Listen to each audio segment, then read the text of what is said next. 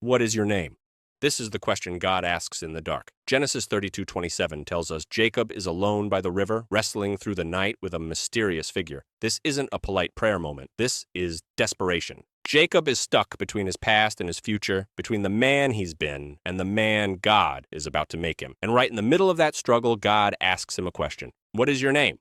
Which makes no sense because God already knows. But Jacob has spent his entire life living off names. Heel grabber, deceiver, manipulator. From the womb onward, he survived by scheming, bargaining, and pretending. And now God asks him to say it out loud. Because transformation never starts with pretending, it starts with honesty. When Jacob answers, he doesn't embellish, he doesn't explain, he just says it. Jacob.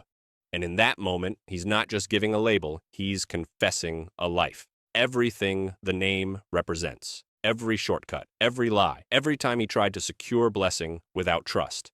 That's why naming comes before renaming. God doesn't correct him, he doesn't argue, he simply responds. Genesis 32:28 says, "Your name shall no longer be called Jacob, but Israel." Wrestler, one who strives with God. But notice the order. God doesn't rename Jacob until Jacob tells the truth about who he is. Proverbs 28:13 says, "Whoever conceals his transgressions will not prosper, but he who confesses and forsakes them will obtain mercy." Jacob prospers the moment he stops hiding behind performance, and the cost is real. He leaves that encounter limping, changed, marked, because becoming someone new always costs the old version of you. That's why this question still matters, especially for people who've lived long enough to accumulate identities. Provider, survivor, responsible one, strong one, faithful one.